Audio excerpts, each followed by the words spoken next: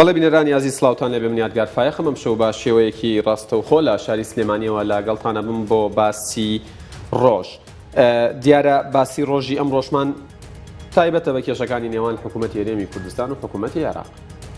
زۆر باسمان کردو، بینەرانیش زۆر جار یعنی ئەتوانن بزانن پرسیارەکانیش چیەکە لە میوانەکانی یەکەین. ئەم هەویرە زۆر ئاوی کێشە. بەرنامەکەی ئەم شەوم لەگەڵ جەنابی دکتۆر عادل نووری، پەرلەمانتاری کورد لە پەرلەمانی عێراق و لە هەمان کاتدا وتەبێژی لیژنەی دەستپاکی لە پەرلەمانی عێراق بۆی ئاماژە بەم تایتڵە شەدەم چکە ئیشم پێبێ لە بەرنامەکە. مەبەستمە بزانم پەیوەندی نێوان حکوومەتی هەرێمی کوردستان و حکوومەتی عێراق بەکوێ گەشت. ئایا هیوا ئاسۆی چارەسەر بەدیەکرێ؟ ئایا و بەڵێنانەی حکوومەتی عەبادی یاخود شخصی عەبادی لە ڕێگەی کەناڵەکانەوە، چکە ئێستا عەبادی زیاتر بۆ بە پاڵەوانی سەر شاشەکان و کەمتر کردداری لێ بەدیەکرێت، تەنها بەڵێنە بۆ ڕوژاندنی شەقامی کوردی و لە بنەڕەوت و لە بنشینەدا هیچ نیازێکی چارەسەرکردنی کێشەکانی نییە. مەبەستمە بزانم کورد کەی کارتی فشارەکانی بەکارەهێنێت. ئەوترێت کورد کارتی فشاری هەیە، کورد ئەتوانێت بە شێوەیەک لە شێوەکان چەکێکی قورس بەرامبەر بە حکوومەتی عێراقی بەکاربێنێ، بەڵام بۆ بەکاری نانێ. هۆکاری بەکارنهێنانەکە دیبلۆماسیەتە یان هۆکاری بەکارنهێنانەکە ئەوەیە کە چەکی بەرامبەر بەهێزترە بێ ئەگەر ئەمان دەست بۆ کارتانە بەرن. مەبەستمە بزانم پەرلەمانتارانی کورد لە ئێستادا لە ناو عەرەبەکان ڕایەکەی ئەڵێت کوردەکان لەوێ دیسان یەک نین. ئەمەوێ بزانم ئەمە تا چەندە ڕاستەوە؟ ئایا کورد تا ئەم ساتە وەکو یەک بەرە مامەڵە لەگەڵ عەرەبە سوننە و شیعەکانی عێراقەکە؟ واشمەوێ بزانم کە ئەنجامدانی یاخود ئەنجامنەدانی هەڵبژاردننی ئایاری داهاتووی عێراق، مەبەستم ئایاری 2018ەیە، کاریگەری ئەبێ لەسەر ئەوەی کە عێراقیەکان لە کورد نزیک بنەوە یان بە پێچەوانەوە ئەگەر هەڵبژاردن بکرێت لە کورد دوور بکەنەوە. من زیاتر ناڵێم. دکتۆر عادل نووری وتەبێژی لیژنەی دەستپاکی لە پەرلەمانی عێراق، سڵاوتان لێبێ دکتۆر، ماندوو نەبن. سوپاس بۆم دەرفەتە. ئەمەوێ بەو پرسیارە داخل بین. دۆخی ناوخۆی هەرێمی کوردستان بای ئەوەندە باشە کە ئێمە بیر لە دانوستان لەگەڵ دەرەوەی خۆمان بکەینەوە لە کاتێکە خۆمان لە ناوخۆیشتا دانوستانمان نەکردو لەگەڵێکە؟ بەنایخوا سوپاسی جەناب بۆ دەرفەتە و سڵاو لە هەموو بینەران. تەبەن نەخێر، هەر لەبەر ئەوەشە من لە جەنابیشت و لە شوێنی ترش باسی ئەوم کردووە، من لەگەڵ هیچ دانوستانەکان نیم لەگەڵ بەغا بکرێت کێ دانوستان کا. ئەگەر دانوستان بەست ئەوەیە فراکسیۆنە کوردستانەکان کەنوونەری خەڵکی کوردستان لە ئێستادانا پێش ئێستا و پێش ڕیفراندۆم کۆمەڵێ پەرلەمانتار زۆر ڕاشکاوانە و ئاشکرانە پاڵاندا بە دوژمنەوە بوون بە کەواسووری بە لەشکری دوژمن و هەرچی خاڵە لاوازەکانی ئێمە بوو خستیانە بەردەست دوژمن بە بەلاش و خۆفرۆشی و نیشتمان فرۆشی نەبێ هیچیان بۆ نەمایەوە ولا یەزال ئێستاش بێدەنگ نەبوون و ئێستاش لە خۆفرۆشی و خەڵفرۆشی و خاکفرۆشی بەردەوامن. دکتۆر عەفوم کە ئەگەر وەکو ترێکەوانەیەکم بیتە، من لەلایەن سەرۆکی فراکسیۆنێکەوە پێم وترا کە کوردێک یاخود دوو کورد ناوی 15 پەرلەمانتارەکەی ئەوانەی کە بەڕەسمی و بەفەرمی و بەبێتر سووتویانە بەشداری ڕیفراندۆمان کردو داوێتی بە پەرلەمانی عێراق و تەنانەت هەر ئەو دوو کوردە و تویانە جا چییە با 15 تر بێتەوە ئەمان دەربکرێن و فەسڵ بکرێن. لەوە خراپتریان کردووە. ینی ئەوە بەنسجاری ئەوەی بەش بە حاڵی من خۆم ئەو ڕۆژە ڕۆشتم بۆ ڕیفراندۆم. تەبەن دوو مانگی پێش ڕیفراندۆم ئەوەی کە پێم باش بوو بێ و ئێستاش پەشیمانیم کردومە. ئەم دووسێ ڕۆژە ڕۆشتم ئیشم بوو لەناو پەرلەمان نەگوە پەرلەمانی ڕۆشتمەوە چون پەرلەمان لە عوتڵایە سەرۆکی فراکسیۆنی شیعەکان پیامتیان ئەوەی نەکرا پێت وتین بۆات لێکردین وتم والله ما قلت إلا الحق ئەوەی وتومە حەقە و ئێستاش داکۆکی لەسەرەکەم هیچ پەشیمانیم. پێشتریش کردومەوە ڕۆژی هەڵبژاردنیش لەسەر سندوقی هەڵبژاردن بە پەنجە بۆیاخەکەمەوە بە کارتە بەڵێکەمەوە کەمە ڕەنگە تۆزیش ئینێکیش نەبێت زۆر جوان نەبێت ڕووی ئەتەکێتەوە تۆ دەنگی خۆت کەشفکە ینی بەڵام لەبەرەوە تەحەدایەکی نەتەوەییە. ئەمە ئەگەر هەڵبژاردنێکی حیزبی ناو کوردستان بۆیە ئەوەم نەکرد هەرگیزەوە، بەڵام لەبەرەوە تەحەدایەکی تیا بوو ئەم بۆ ناوخۆیی ئەوانەی کەوتیان نەخێر و بەرامبەر نارەکانی کورد چی فارس چی تورک چی عەرەب بە ئەرکێکی نیشتیمانی بزانی کە پەنجەی خۆم بە مۆرکراوی و کارتەکەم بە مەکشوفی و بە سەحی سەر بەڵێکە ڕسم بگرم و لە پەیجەکەی خۆشم دای بگرم و بیشینێرم بۆ ئەو لیژنەی کە ئەو نارانەی کە بە شوێن ئەوە ئەگەڕان بیانوویەک بۆ بزانی کیە بەشدار وتم کاکە خۆتان عازیەت مەدەن ئەوە من بەشدارم ئەوە پەنجەکەم ئەوەش کارتەکەم فەرمو چیشتان لە دەستێ بیکەن و ئێسش پیان ئەڵێم چیشتان لە دەستێ بیکەن هەنێکمان وا بووین بەس هەنێکیشمان بەداخەوە دەنگیشیان دابوو بەڵام لەسەر کەناڵەکان زۆر هەولان ئەدا بۆی دەنگ نەدا خۆی لێ ئەزیەوە کاکە بۆ خۆی ئەوە شتێک نیش ئەوە شەرەفێکە نابێت شەرمی لێ بکەیت باشە کە تۆ جەنابتان و چەندین کەسی دیکە بەم گەرم و گوڕیە وەکو وترێ بەم جۆش و خڕۆشیەوە بەشداری ڕفراندەمتان کرد لە شوێنێک گوتوتەکە بڕیاری سڕکردنی ئەنجامی ڕفراندەم بڕیارێکی زۆر ژیرانە و عاقلانە بوو بۆچی لە چ ڕوویەکەوە عاقلانە بوو منوتمە وات نەوتۆ تۆ من ئەڵێم ئەو کەسەی لە کوردستانیشە لە بەرزترین پلەشا بێ ئەگەر ڕازی بێ بەسەڕکردن زۆر هەڵەیە ڕێک تۆ لەگەڵ ئەو بڕیارە نەبوویت ڕێک لە عەکسەکەی ئەڵێم ڕێک وە کەسیش ناتوانێت حکومەت یێرێم چی بکرد ناتوانێت نانەمێڵێ هیچ مەڵێ من ئەزان واقعەکە واقعێکی تاڵە و ئەوەش ئەڵێم ێستا دووپاتێکەمەوە باشترین وەسیقە دیکۆمێن دەستکەوت لە 100 ساڵی ڕابردوو بزوتنەوە ڕزگاری خوازی کورد بەدەستی هێنابی ڕیفراندۆم بووە هیچ وەسیقەیەکمان نەبقە ڕیفراندۆم شەرعیەتی هەبێ نە ئیتفاقی ئازاری هەفتا نە دەستوری عێراقی نە قانونی ئیداری دەوڵەی پێش دەستور و نە هیچ ئیتفاقێک بەقەدەر ڕیفراندۆم کاریگەری نێودەوڵەتی کاریگەری یاسایی جێکەوتەی دەستوری نییە ئێستا لە بارنیە مۆزوعێکی تر کاکە من ئەڵێم بە دەسەڵاتدار هیچ مەڵێ باش ینی کەواتە ئەتەوێ بڵیت کە حکوومەت یێرێمی کوردستان بڕیاری دا ئەنجامی ڕفراندەمەکە سڕ بکات و سفر دەستکەوتی لەم بڕیارە هەبوو نە حکوومەتی هەریەم و نە حکوومەتی بەغدا و نە مەحکەمە ئیتیحادی هیچ کەس ناتوانێ ڕیفراندۆم هەڵبۆشێنێتەوە بەئێستا دێمە سەرەوە هەڵوەشانەوە جیایە سەرکردن جایە بێگومان هەڵوەشانەوەی هیچ دەسڵاتێ لەم دنیا ناتوانێ هەڵوەشێنێتەوە کەواتە ئەوە دەستکەوتێکی منە لێرە دامناوە بۆ ئەو کاتێک کە هەلوم مەرجە بەڵام سەرۆکی حکوومەت لە فەڕەنساوتی و دێم کۆتای هاتووە لە تروی چیەوە مەسەرن ئیجرئاتی لەسەر ناکەن ئیجرئاتی داری لەسەر ناکە هیچی شتێکی ئەلان ناکان نەیکەم منشەڵ مەیکا مشکلێک نییە ئێستا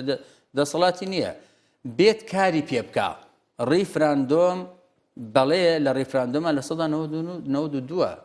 ئەم ئەنجامەی ئەوە نییە کەس بوێرێ لە بەردەمیە بۆستە شاخێکی سەرکەشە ئەم ئەنجامە هەموو کەسێ دژی ئەمە بۆستێ قەزەم ئەبێت ینی کورتەباڵا ئەبێ بەقەدەر دەنکە شەوێک نابێت لە بەردەم ئەم لە 1992 ئەمە ئەمێنێتەوە وەسیقێکی تاریخی ئێستا زروف بارودۆخمان گونجاو نییە هەلو مەرجە ناوخۆیەکان دەرەکیەکانی قڵیمەکان ئەوە بابەتێکی ترا من ئەڵێم نە سەرۆکی هەرێم پێشتر مەسەرەن یا سەرۆکایەتەکەی سەرنەماوە نە سەرۆکی حکوومەت نە سەرۆکی پەرلە هەر هیچ کەسێک هەر باسی مۆزوع نەکە کاکە محکەمە ئیتیحادی بە قسەیەکی کردووە ئێستا کاتی ئەومانێ بڕۆین بە شوێنە ئەوە چەند یاسایی ئەوش لێی گەڕێ با قسەی خۆی بکە خەڵکێک لە ئیحراجی دەرەکە عەبادیە خەڵکی تر ئەوش مشکلە نییە بەڵام من ئەوە ئەڵێم لە ڕووی دەستوریەوە هیچ قانون یاسایەک ناتوانێ ئەنجامی هەڵبژاردن هەڵبۆشێنێتەوە سڕکردن یانی چی سەرکردن ئەگەرم بەستیانەوە ئێمە لە ئێستادا نیازمانە هیچ ئیجراعەتێکی ئیداری بکەین من شەڵێم ناتوانانی هیچ بکەین ئەلانی دەوڵەتەکەی بەچی بەچی ئەلان دەوڵەتەکەی نەموچە تێبی دەینە نەوتە تێبی دەیەوە بارودۆخی حکوومەتە ئەوە ینی ئەو خەڵکە لە تەنگەژێکی ژیانی ژێواریایە سەلمان 26 ساڵە تۆ هیچت نەکردووە ئەگەر مەڵەجاڵجاڵۆکەیەکیش کردالەوە لە باشتر ئەبوو سەلمان دێت کە نە موسساتی نە حکوومەتی نە دەسەڵاتی نە دەوڵە هیچ نیت یاری ئەو خۆمە ئەو نیگەرانیان من هەر بۆ هەر هەمانە جەنابەت ئاگاداری ئەو خۆپیشاندانە و ئەو نیگەرانی کە پار دەستان پێکە لە مانگینەوە لە تەرحێکی براتەوەوە کە وتمان ئەبێ حکوومەت یاریمی کوردستان هە پرۆژەکەی 1 زائد 1 و دوای 2 زائد 1 و 3 زائد 1 و 4 زائد 1 کە برات بوو و چەند ڕاپەڕینێک دروست بوو بەڵام کەس نەهاو بە دەنگی خەڵکەوە تا هەڕەشێ ئەومان کە وتمان ئێمە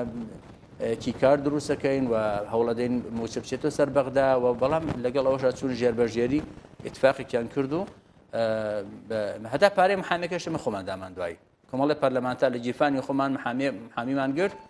بەڵام اتفاق سیاسیەکان ئەوەنە بە قووەت بوو محکمەی اتحادی حەیدەر عەبادی ئەوەی کە ئەوەی ئێمەی هەڵوەشاندەوە هەوڵەکانی حەیدەر عەبادی بۆ مامەڵەکردن لەگەڵ پارێزگاکانی هەرێمی کوردستان هەوڵی جدین نەخێر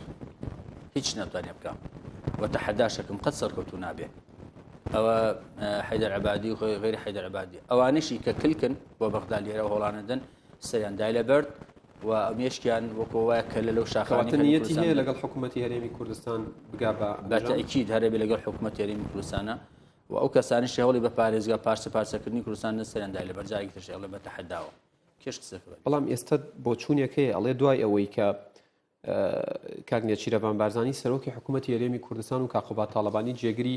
سەرۆکی حکوومەت سەردانی فەڕەنسا و بە دیاریکراوی ماکرۆنیان کرد لە ئێستادا فەڕەنسا فشارێکی دروست کردووە لەسەر حکوومەتی عێراق کە دابنیشێت لەگەڵ کووردە ئەڵێن ڕەنگە دانیشتن ڕوو بدات بەڵام دانیشتنێکی تەنها شکلی ئەبێت و بۆ کورد هیچی تێنابێت چونکە هەڵبژاردن لە عێراق لە پێشە کەواتە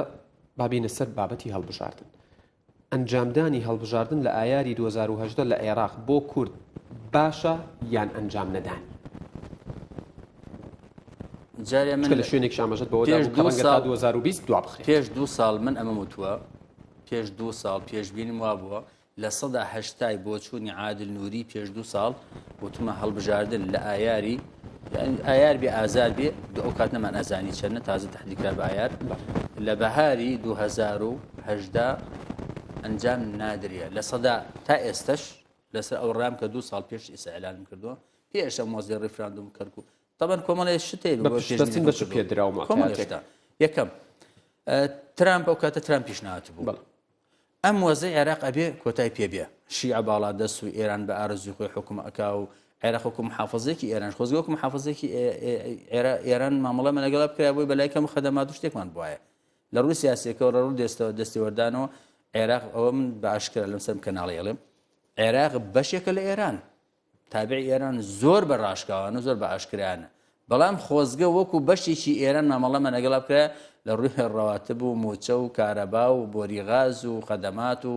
هاوڵاتیان وەکو هاوڵاتیان لادیەکانی ئێران لادە سنوورەکانی یاریمی کوردستان کەسن خۆشگوزەران پارێزگاکانی ئێمە وەکو لادیەکانی کوردستانی ئێران کە لەگەڵ ئەوە نیگەرانیشم لەوەی کە ئەوانیش زۆر ڕۆزیان باش نییە بەڵام لە ئێستا باشترە بۆیە ئەمریکا و هەپەیمانان ئێستا نەک ئێستا لە چەند ساڵی ڕابردووە لە هەوڵی ئەوان ئەو هەیمەنە ئەو باڵادەستی ئێران لە عێراقا ناڵێم لایبن واش نازانم ئەتوان لایبن بەڵام کەمیکەنەوە تۆزێ دەست و پەنجیان لەگەڵان نەرمکەن تۆزێ کلکوباڵی ئەو دەسوان سەرکەوتوو بن لە کاتێک ئەوانێت کلکی هیلالی شیعی ئێران تا بێ ئەکشێت و دوور ئەکەوێتەوە تاچێتە بندەستی ئیسرائیل ئێستا من شتێکم هەیە بیڵێم یەکەم جارە لە میدیایکی کوردی بیڵێم و پرۆژەیەکە من پشتیوانی ئەەکەم و پشتگیریشی ئەەکەم کە یەکێ لە کارتە فشارەکانی کووردە بەکاری بێنی هیوادارم ئەمیشۆکە ئۆکاینتر لە دەست نەدا تۆش ئەتوانی هیلالێکی سونی بەکاربێنی هەرچەند ئێمە لەگەڵ مەسلەی تائیفی و مەزەبی ئۆشتانە نەبووین بەڵام بۆنە تۆش کارتێک یاری پێ بکە باشە هیلالی سونی ینی بەرەو تورکیا بکشین پێتەڵێم ئێستا لە ئێستادا لە 2030 تەمە لە ساڵی 92 ئێمە هەوڵێکی زۆرمانداوە لە هەشتاکانیشە لەگەڵ مەجلیسی عەلا و حیزبی داعوە و کە مەقەڕەکانی هێندایە کوردستان و لای دەربەندی خان و قەرەداغ و مەقەڕەکانی حیزبی داعوەش هەندێک کوژراوەکانە لە قۆپیەکانی قەرەداغ هەیە لەوێنە لە کاتی کیمەباران ئەنفال و شتەکانە کورد زۆری کرد بۆ شیعە لە کاتێک کە بستی خاکیان نەبوو هیچ وعد و عەهد و پەیمانێکیان جێبەجێ نەکرد و سلمانە ئەهلی غەدر و ئەهلی خیانەت و ئەهلی خنجەر لە پشتدان و ئەهلی بێبەڵێنی و ئەهلی دوو لە ڕووی جەنابەت بی ئەخلاقی سیاسی بوون و ئەوەی کە ئەگەر زووتر ئەومان بوو تا ڕەنگە وڵاتیانی کورد بیان تێکا کە جا ئێمە چیمانە لە مەسەلەی شەڕی تایفی و نازانم بەڵام دوای ئەوەی کە بینیمان حەشری شعبی چی بە وڵاتیان و ماڵەکان و ماڵ و ینی سامانی هاوڵاتیان لە خورماتوو کرد بە سووتاندن و بە دەست درێژیکردن و بە ئەنواعی شت و بە کەرکوو کرد و بە ئاڵای کوردستان کرد و بە شکۆی کورد کرد ئەمە ئەنجامی ئەو هەموو چاکە بوو بە حوسێنی حەکیمەکە ئێرەشەوە کە لە هەموو کوردستانە لە ساڵی 90ەوە 2 ملیۆن دینار بوو چەندێک بوو لە باشترین شوێنی سلێمانیا ئێمە شاباشی شیعەکانمان کردو کە ڕەنگە 2 شیع و نیو وەکو ئەوە تەمەەن بازی کوردی خۆمان هەن ئەوە زۆر ڕێز و احترامان بۆ ئینان هەیە بەڵام وەکو شیعە وەکو جنوب وەکو چی کوردی لە سەدا 92 ئەسڵان هەر لەسەر مەزهەبی شافعیە بەڵێ شیعەمان هەیە وەکو فەیلەکان دکتۆر یعنی قصدم بەڵێ نەحسێنی حەکیمی شیعەکان کە بۆمان دروستن لە سلێمانیا خواردی نە ئەو هەموو اتفاقی لەگەڵ جمهوری ئیسلامیا خواردی نە ئەو هەموو کلکایەتیە هەنێ خەڵک کردی خواردی نە باسییان نەکرد کە موچە یەکسەر لە یەکەم 15 ڕۆژ چاوەڕێم خەڵک بە تمەن موچە بدرێ کاکە کوا تمەنەکانتان کوا وعد و بەڵێنەکانتان ئەندام پەرلەمانە کلکەکان چۆن ڕوتان هەیە ینی لەسەر شاشەکان سەر قسەکەن بۆ واز دەژاوەژاو لە ئەو کاڵفامیان نایەنن وەکو پێتان وترا والله ئەندام پەرلەمانەیە من ئەیبینم من شەرمەکەم حەزەکەم ینی ئەگەر ئەس شەق من ئەسمە من جاتی ئەو شەرمە بێتەوە ینی لەبەر ئەوە هیچ لەگەڵ شیعانەی خوارد ئێستا ئێنەسە مەسلەیە کورد کارتێک لە بەردەستیا هەیە ئەگەر ئەم پارێزەکانی هەرێمی کوردستان لەگەڵ ئەو پێنج پارێزگای سونە نشینە ئێمە تەحالفێک دروستکەین ئەگەر دژی شیعەش بێ زۆر طبیعی بەڵێ ئێمە دژی شیعەکەین من وازان سعودیە پشتیوانیەکە تورکیا پشتیوانیەکە ئەو گەماروی لە دوای 2023ەوە بینیمان حاکمێکی سونی چی بە عێراق و بە ناوچەکە کرد بە ئێران بە کۆیت بەنیاز بوو ینی سەدام حوسێن خۆتە زانی نیازی چییە بوو و نەتیجەکەشی دیار بوو هەستەکەی ینی کورد ئەگەر سعودیە و تورکیاش پشگیری لە هیلالێکی سونی بکات ئەمریکا پشگیری لە هیلالێکی سونی بکات لە ناوچەکە مەڵیکات بۆچی ئەمریکا لە ئێستا دەتەمەن ئەوە لەبەر چاوی کاڵی ئێمە نیە لەبەر بەژۆردەکانی خۆیان ئەمریکا ئێستا لەگەڵ ئێرانە لەگەڵ حیزب الله و لەگەڵ حوسەکانی ئەمەنە لەگەڵ بەحرێن و لەگەڵ چیا شیعە دوای ئەوەی کە ئێران تەزدیری سەورە و ئەو وای کەوت وتی حکمی ئەو عاصمانە ئەەکەین عاصمی چەند دۆڵ حکمی بەغا ئەکەین حکم بەیروت ئەکەین حکمی مەنامە ئەکەین حکمی بە سەنعا ئەکەین حکمی ئەوەکەین جگە لە تاران طبیعی بەرژەوەندەکانی ئەمریکا ئەکەوتە ژێر خەتەر لەبەر بەرژەوەندەکانی خۆیان طبیعی ئاسای ئێمە ئەگەر کاکە یادگار مەمەسا ینی ئەگەر ئێمە بەرژەوەندەکانمان هەوڵ نەدێن لەگەڵ بەرژەوەندی وڵاتانی غەربە یا تەحالف و هاوپەیمانیان ڕێکخەین لەگەڵ بەرژەوەندی وڵاتانی هەنی لە وڵاتە هەرێمیەکانە ڕێکخەین لەگەڵ بەرژەوەندەکانی خۆمان ڕێک ئەی تۆ چۆن ئەتوانی یاریچێکی باش بە لە ساحەکە ئەو تۆ دانیشی قاچقی سەر قاچ ئەمریکا بێت دیفاع لە چی تۆ بکە تۆ لەناو خۆتە ناکۆکی لەناو خۆتە قسەت لەگەڵ یەک نییە لەناو خۆتە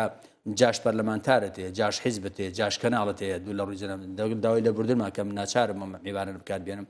چونکە هیچ وەسفێکی تر نەماوە بڵێن کەوا سووری بەر لەشکرت هەیە ئەمریکا چیت بۆ بکە تۆ ناوخۆتە ئەمە وەزعەکەتە لەبەرەوە من ئەڵێم بەڵێ بۆ هەموو کارتێک بەکاری بێنی ئەگەر کارتی فشاری دکتۆر ئەو کاتی هەر لە باسی ڕۆژە ئاماژەت بە ژمارەیە کارتی فشاری کووردا ڕخنەیەکی زۆر لێگیرە لە تۆڕە کۆمەڵایەتیەکان وتیان ئەمە خەیاڵ پڵاوی و خۆش خەیاڵیە یعنی ئەوان وایان وت من وام نەوتووە کورد کەی ئەم کارتانە بەکارەیەنێ یعنی بەنیازە تاکەی مەبەستیان ئەو بۆ ئەم کارتانە کارت نین یا بەکار ناهێنرێ وتیان بۆ نمونە کشانەوەی سەرۆک کۆمار لە عێراق بۆ ناکشێتیان سەرۆک کۆمار ناکشێت بۆ ناکشێتەوە ئەوەکەی خەیاڵ پاڵە پڵای منە ئەوە ئەبێ کاک دوگەر فواد مەعسووم خۆپیشاندانی بەرامبەر کاکە چێکە لە بەغدا ئێستا من من بەرپرسێکی خورماتوو لە بەرنامەکە لە دکتۆر فواد مەعسوومی گروتی تا ئێستا ناتۆ سەردانێکی خورماتوو بکە کە جینۆسات نوێنەری کێیە نوێنەری یەکێتیە دکتۆر فواد مەعسووم نەخێ نوێنەری یەکێتی نە مەبەستم ئەوەی کە بەرپرسەکەی خورماتوو دکتۆر فواد مەعسووم بەچی سەرۆکی کورد لەوێ وەکو کورد نییە بۆ بەرژەوەندی پاراستی پێ بڵێ من پرسیارەکەم دکتۆر فواد مەعسووم بە حکمی چی سەرۆکی کۆمارە هی خۆی بە حکمی هەیکەل و هەیبەت لەبەر پشتی کوردە پشتی کوردە وایە بەرژەوەندەکانی کورد چیمان ماوەتەوە کەرکووکم چوو خۆرماتوم چوو شکۆم شکا خیانەت لە پێشمەرگە کرا تەسلیمی دەستی دوژمن کرام بێموچە کرام بێنەوت کرام هیچم نەما تۆ چێکە لە بەغدا باشە تۆ پێم بڵێ باشە لە بەغا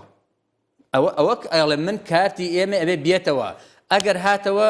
ئەمجا بزانە کارت یا کارت نییە کە نایەتەوە ئەو کەسەی بە من ئەڵێ قسەی خەیاڵ پڵاوی کردووە مەبەستی ئەوە ینی ئەو نایەتەوە مەخبەڵێ لەو ڕۆوە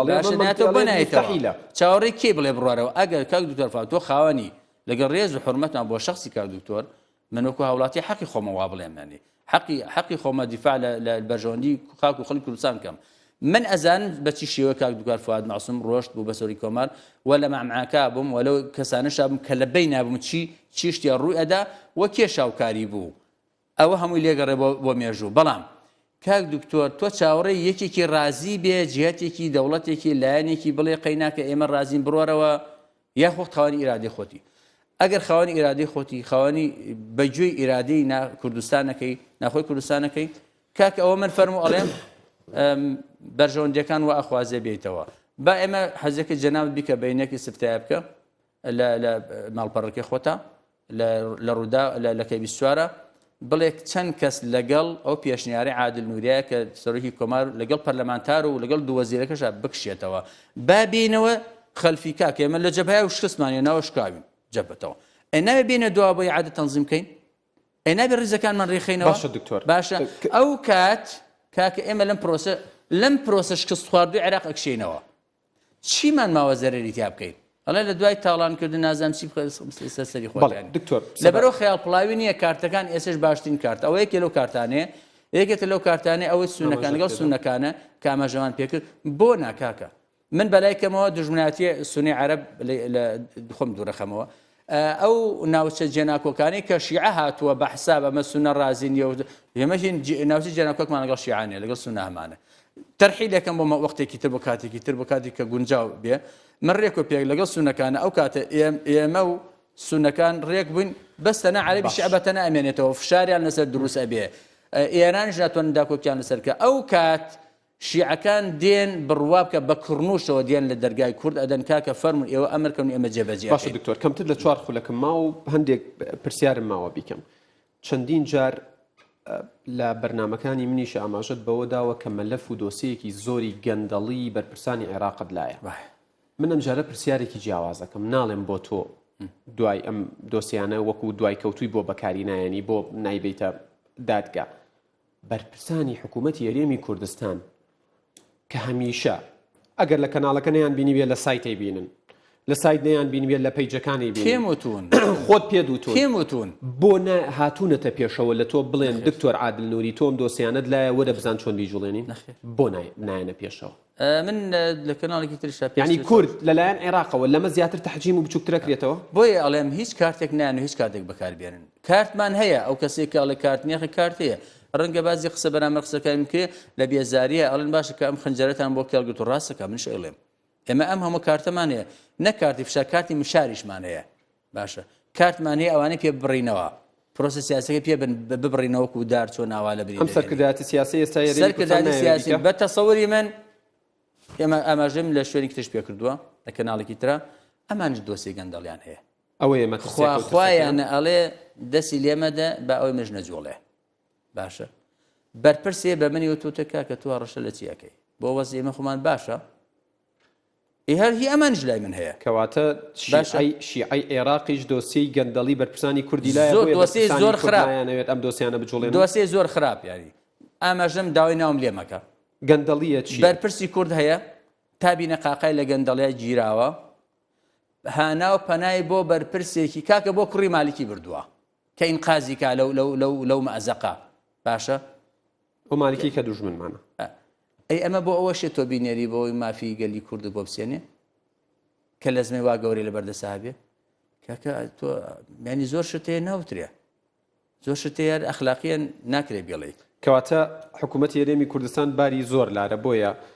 عبادی هەرچی ئەڵێ دەمانەڵێن ئۆکەی بەسەرچاو ئەمە خەتای حکوومەتی خەتای بەرپرسان بۆی بۆ خەڵک ڕوون بێتەوە یعنی تاکەی خەڵک شت لە خەڵک شادێتەوە بەڵێ ئەو کەسە ئەتوانێت دیفاعکە لە مافی خاک و خەڵکی کوردستان ژیان و ژێواری خەڵک خۆی دۆسێ پاک بێ مەلەفی پاک بێ نەتوانێت کە وەختە وتی عبادی ئەوە مەلەف ناڵێ ئەمەش مەلەف باش ئەمە زۆر بەڕوونی تاو مەبەستەکە گەشت چیتر بڵێمان لە بودجەی عێراق 12.67 بۆ کوردان دراوە بەڵام تۆ لە شوێنی ئاماژەت پێدا وتبوو 10% زیاتر نایێت بە پشتبەستن بەچی و ئایا کورد هیچ هیوایەکی بەوە هەبێت ئەم 12.67 1 سنتی بچێتە سەر هەفتەش بە هیچ نییە بۆچی کێشەکەمان ئەوە نییە ئێستا لە بۆ جەمەجەشتیا من ئەم ساڵ هەر تەرکم هەر وازم لێنە ساڵانی جەنابەت ئەزان چی داکۆکی کار بووم ئەم ساڵ هەر نەچوم بە دەوری ئەسڵەن ئەی خوێنمەوە متابعەکەم یەک کۆمنتم لەسەر نەمنووسی لەسەر بڵێ مەڵە کاکە عبادی 12.6 بۆ کە بە 12.7 قوربانی باوکە بم بیکە بە 14 بیکە بە 13 کێشەیەمە ئەوەیە کاکە بۆ من فشارێ بەکار نایەن عبادی خۆی بڵێ کاکە ئەوە بە حەفدەکەت بۆ نیار و منیش مەمنون باشە کێشەی ئێمە کاکە مامۆستا ئێمە پێشتر خۆ ئەمە بۆ خۆم ئەمەشمان خواردووە هەر بوو ئەمە بۆ خۆم ئەوەشە خۆم لە 2023ەوە هەموو گومرگەکانی ئێرە هەموو دەستکەوتەکانی ناوخۆ هەموو هەر لە لەوحەیەکی سیارە و مرور و مخالفە و ئاوکارەبا و زەریبە و باجوخەراج و معبەرینەکان و ئەوان هەمووی بۆ خۆمان بۆ لە سەداچیەکە شاتووە لە کاتی مالکی کاکە لە 2004 ئەیکوا زەحمەت نەبێ ئەوە میزانی شتان لەبەر ئەوە کێشەی ئێمە ئەو هەمە گەندەڵی کە لێرەکرێ بندیوارەکانە ئەو هەمە قایم و لیستەیە ئەم ئێوارە دوێنێ من بەرنامەم لەگەڵ جەنابی وەزیری کار و کاروباری کۆمەڵایەتی هەبوو ئاماژەی بەوەدا کە بندیوار خاوەن پێداویستی تایبەت و کەم ئەندامی بندیواریشمانەیە واز لە ساغەکان بێنە دکتۆر کۆتا پرسیارم ئەگەر بتوانی لە 10 سانیە جواب تعبیرکردم ئەڵێم بنکێلیشمانێ بنکێل بەڵێ بندیوار بنگی مردووەکان بەڵێ بەشی زینوەکانیشە خۆن کە یەگەڕێیتەوە پەرلەمانیارە ئەم دوای عوتڵە ئەگەڕێمەوە بۆ ئیشوکاری لیژنەکە بۆ ممارەسەی ئیشوکاری خۆن ئەچم بۆ لیژنەکە جارێ بزان بەڕووکی ئەچێت مەسەلێ بوو جەوشتیش بزانین بەڕووکی دکتۆر عادل نووری پەرلەمانتاری کورد لە پەرلەمانی عێراق و وتەبێژی لیژنەی دەستپاکی لە پەرلەمانی عێراق سوپاس بۆ زانیاریەکانت سوپاس بۆ دەرفەتەی بەیەمەت بەخشی بۆ هیوای بەرپرسانی کوردگویان لێت بێت و بەدەم خەمەکانی تۆ و هەموو خەم خۆیانەوە زۆر سپاس هەر بژین بەڵێ بینەرانی ئەزی باسی ڕۆژ کۆتایی هات تا باسی ڕۆژێکی دیکە ڕێزیارگار فایەق و تەواوی هاوکارانم لە سلێمانی و لە هەولێر ئێوە کوردستان لە ئەمانەتی خوارە